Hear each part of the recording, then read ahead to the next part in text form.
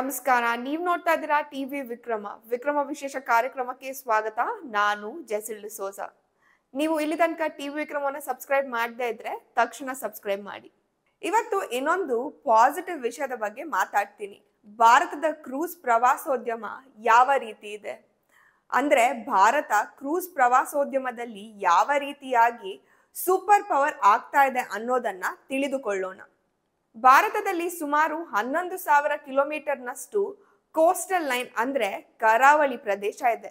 ಆದ್ರೆ ದುರಂತ ಏನಂದ್ರೆ, ನಮ್ಮ ಈ ಕ್ರೂಸ್ ಪ್ರವಾಸೋದ್ಯಮ ತುಂಬಾ ಕೆಳಮಟ್ಟದಲ್ಲಿ ಇತ್ತು. ಹಾಗೆ ಇದಕ್ಕಿಂತ ಮುಂಚೆ ಇದ್ದ ಸರ್ಕಾರಕ್ಕೆ ಇದನ್ನ ಬೆಳೆಸುವ ಯಾವ ಉದ್ದೇಶ ಕೂಡ ಇರಲಿಲ್ಲ. ಬಟ್ ಲೇಟೆಸ್ಟ್ ಆಗಿ ಕ್ರೂಸ್ ಪ್ರವಾಸೋದ್ಯಮ ಬರ್ತಾ ಇದೆ. ಇಡೀ ವಿಶ್ವದಲ್ಲಿ ವ್ಯಾಪಾರ ವಹಿವಾಟು, ಆಯಿಲ್ ಅಂಡ್ ಸೇಫ್ಟಿ ವಿಷಯವಾಗಿ ತುಂಬಾ ಕೋಲಾಹಲ ಇದೆ. ಆದ್ರೂ 140 ಕೋಟಿ ಜನಸಂಖ್ಯೆ ಇರುವ ಭಾರತದಲ್ಲಿ ಮೋದಿ ಅವರ ಸರ್ಕಾರ ವೇಗವಾಗಿ ಮುನ್ನುಗ್ತಾ ಇದೆ. ಪ್ರಾಕ್ಟಿಕಲ್ ವಿಷಯಗಳನ್ನ ಬದಿಗಿಟ್ಟು ನೋಡೋದಾದ್ರೆ, ವಾಸ್ತವದಲ್ಲಿ ಭಾರತದ ಶಕ್ತಿ ಮತ್ತೆ ಸಾಮರ್ಥ್ಯ ಎಲ್ಲ ಕ್ಷೇತ್ರಗಳಲ್ಲೂ ಕಾಣಬಹುದು. ಇದರ ಜೊತೆಗೆ 2030ರ ವೇಳೆಗೆ 4 ಲಕ್ಷ ಹೊಸ ಉದ್ಯೋಗಗಳು ಸೃಷ್ಟಿಯಾಗಲಿದೆ. ಕೇವಲ ಉದ್ಯೋಗ ಕೊಡ್ತೀವಿ ಅಂದ್ರೆ ಸಾಕಾಗಲ್ಲ. ಸರ್ಕಾರ ಯೋಚಿಸ್ಬೇಕು, ಯಾವ ಜಾಗದಲ್ಲಿ ಯಾವ ಹೊಸ ಉದ್ಯೋಗಗಳನ್ನ ಸೃಷ್ಟಿ ಮಾಡ್ಬೋದು ಅಂತ. ಆಗ ನಿರುದ್ಯೋಗ ಸಮಸ್ಯೆ ಬಗೆಹರಿಯುತ್ತೆ.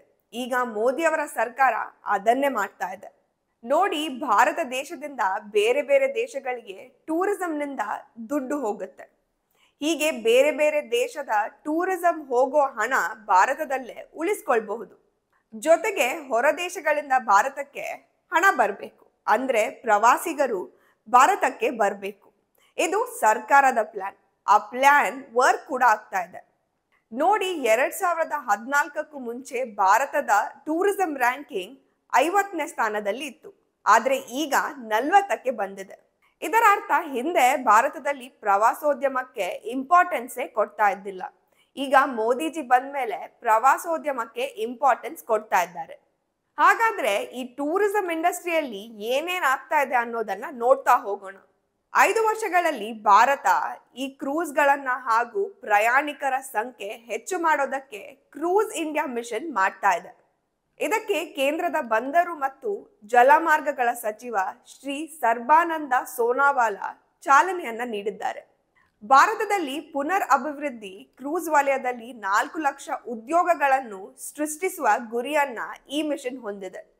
ಭಾರತದ ಸಾಂಸ್ಕೃತಿಕ, ಐತಿಹಾಸಿಕ ಮತ್ತು ನೈಸರ್ಗಿಕ ಪರಂಪರೆಯನ್ನ ಜಾಗತಿಕ ಮಟ್ಟದಲ್ಲಿ ಸೆಲೆಬ್ರೇಟ್ ಮಾಡುವ ಯೋಚನೆ ಕೂಡ ಆಗ್ತಾ ಇದೆ. ಈ ಮಿಷನ್ ಅನ್ನು 3 ಹಂತಗಳಲ್ಲಿ ಕಾರ್ಯರೂಪಕ್ಕೆ ತರಲಾಗುವುದು.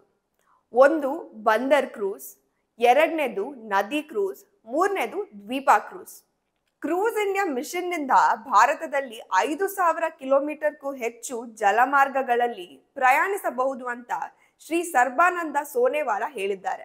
ಆದ್ರೆ ವಿಪರ್ಯಾಸ ಅಂದ್ರೆ, ಇಂತಹ ಸುದ್ದಿಗಳು ಮೇನ್ ಸ್ಟ್ರೀಮ್ ಮೀಡಿಯಾಗಳಲ್ಲಿ ತೋರಿಸ್ತಾನೆ ಇಲ್ಲ.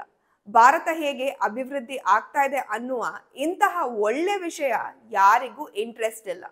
11,000 ಕಿಲೋಮೀಟರ್ಗಿಂತ ಹೆಚ್ಚು ಕರಾವಳಿಯನ್ನ ಹೊಂದಿರುವ ದೇಶ ಜಾಗತಿಕ ಕ್ರೂಸ್ ನಕ್ಷೆಯಲ್ಲಿ ಯಾಕೆ ಇರ್ಲಿಲ್ಲ ಅನ್ನೋದು ಅರ್ಥನೇ ಆಗ್ತಾ ಇಲ್ಲ.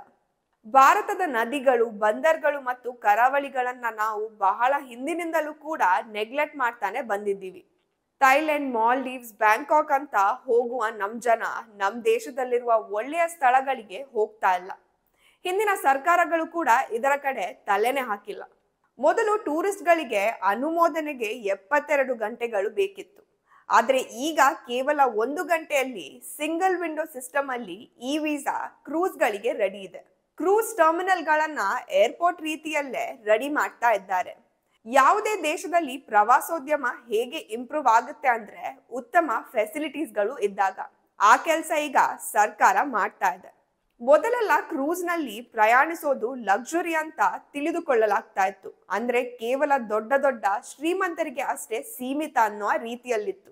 ಭಾರತದಿಂದ ತುಂಬಾ ಜನರು ವಿದೇಶಕ್ಕೆ ಹೋಗ್ತಾ ಇದ್ರು ಕ್ರೂಸ್ ನಲ್ಲಿ ಪ್ರಯಾಣ ಮಾಡೋದಕ್ಕೆ. ಯಾಕಂದ್ರೆ ಆ ಫೆಸಿಲಿಟಿ ಭಾರತದಲ್ಲಿ ಇರ್ಲಿಲ್ಲ. ಅದಕ್ಕೆ ಈಗ ಈ ಎಲ್ಲಾ ವ್ಯವಸ್ಥೆಗಳು ಭಾರತದಲ್ಲಿ ಆಗ್ತಾ ಇದೆ. ಭಾರತದ ಅನೇಕ ಕ್ರೂಸ್ ಕಂಪನಿಗಳು ಈಗ ಕೆಲಸ ಪ್ರಾರಂಭ ಮಾಡಿದ್ದಾರೆ. ಗೋವಿಂದ ಲಕ್ಷದ್ವೀಪಕ್ಕೆ, ಗೋವಿಂದ ಮುಂಬೈಗೆ ಇನ್ನು ಅನೇಕ ರೂಟ್ಗಳು ರೆಡಿ ಆಗ್ತಾ ಇದೆ. ಗೋವಿಂದ ಲಕ್ಷದ್ವೀಪಕ್ಕೆ, ಗೋವಿಂದ ಮುಂಬೈಗೆ ಇನ್ನು ಅನೇಕ ರೂಟ್ಗಳು ತಯಾರಾಗ್ತಾ ಇದೆ. ಇದರ ಉಪಯೋಗ ಜನರು ತಗೊಳ್ತಾ ಇದ್ದಾರೆ. ಇದರಿಂದ ದೇಶಕ್ಕೂ ಲಾಭ ಆಗ್ತಾ ಇದೆ, ಇಕಾನಮಿ ಜಾಸ್ತಿ ಆಗ್ತಾ ಇದೆ, ಉದ್ಯೋಗ ಸೃಷ್ಟಿ ಆಗ್ತಾ ಇದೆ. ನಾವು ಅವಾಗ್ಲೇ ಹೇಳ್ದಂಗೆ ಮೈಕ್ ಹಿಡ್ಕೊಂಡು ಉದ್ಯೋಗ ಅಂದ್ರೆ ಏನು ಬದಲಾಗೋದಿಲ್ಲ. ಅದಕ್ಕೆ ತಕ್ಕ ಕೆಲಸ ಕೂಡ ಮಾಡ್ಬೇಕು.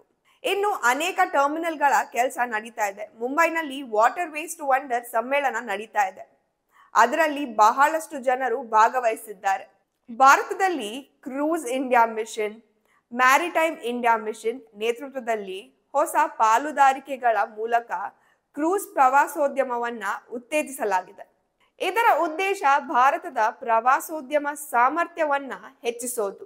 ಇದರಿಂದ ಆರ್ಥಿಕ ಅಭಿವೃದ್ಧಿ ಆಗುತ್ತೆ, ಉದ್ಯೋಗ ಕೂಡ ಸೃಷ್ಟಿಯಾಗುತ್ತೆ. ಟಿವಿ ವಿಕ್ರಮ, ದೇಶ ನಿಮ್ಮ ಕೈಯಲ್ಲಿ. ಈ ಕಾರ್ಯಕ್ರಮ ನಿಮಗೆ ಇಷ್ಟ ಆಗಿದ್ದಲ್ಲಿ ಲೈಕ್, ಶೇರ್ ಹಾಗೂ ಕಮೆಂಟ್ ಮಾಡಿ. ಟಿವಿ ವಿಕ್ರಮದ ಕಾರ್ಯಕ್ರಮಗಳನ್ನು ನಿರಂತರವಾಗಿ ವೀಕ್ಷಿಸಲು ಸಬ್ಸ್ಕ್ರೈಬ್ ಮಾಡಿ, ಬೆಲ್ ಐಕನ್ ಒತ್ತಿ.